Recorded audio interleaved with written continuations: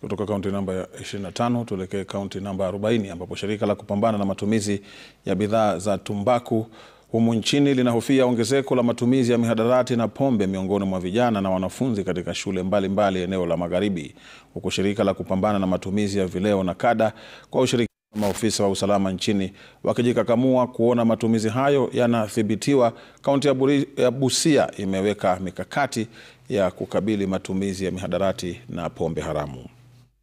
Haya yamefichuliwa na mwenyekiti wa shirika la kupambana na matumizi ya bidhaa za tumbaku na uimarishaji wa afya nchini, Joel Gitali, ambaye ameelezea kuhofia kuongezeka kwa kiwango cha matumizi ya dawa za kulevya miongoni mwa wanafunzi katika shule mbalimbali eneo la Magharibi, shule za wasichana zikiathirika pakubwa pia.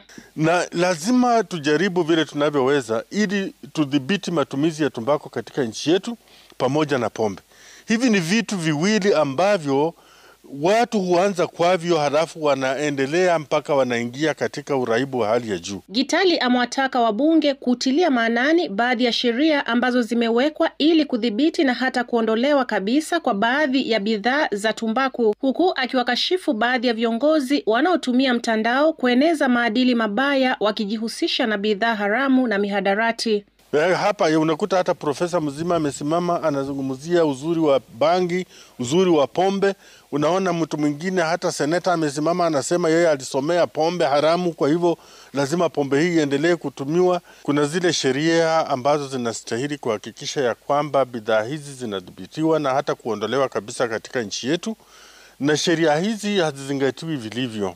Ni hali ambayo imechochea baadhi ya viongozi wa kidini kusisitiza umuhimu kwa kanisa na wazazi kuingilia kati ili kushauri watoto dhidi ya matumizi ya mihadarati. Watoto wanaenda kufunga shule, na kama vile wanapoenda kufunga shule, ningependa kusema hasa watumishi ambao tuko pamoja nao hapa kwamba wafuatilie watoto. Imeripotiwa kwamba eneo letu la Magharibi hili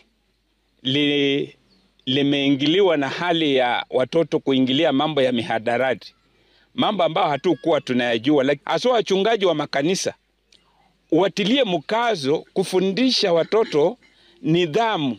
Mshirikishi wa magonjwa yasiyoambukizwa Busia, Grace Midambo, ameelezea baadhi ya madhara kwa afya ya wale walio na uraibu wa kutumia dawa za kulevya. But non-communicable diseases, we say they are silent killers.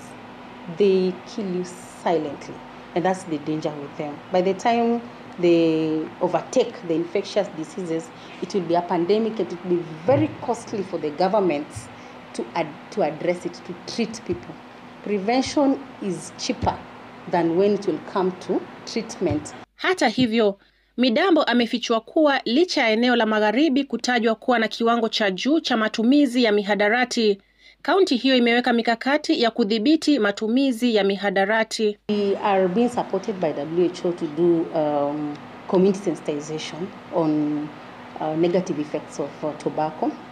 I might not go so much into details about it, but we go into the community, we talk to the community members in the areas where tobacco is being found, just to advise them on what is important, on why tobacco is dangerous for their health. Some of the commonest substances that are abused are tobacco, cannabis sativa, otherwise known as bang, and alcohol.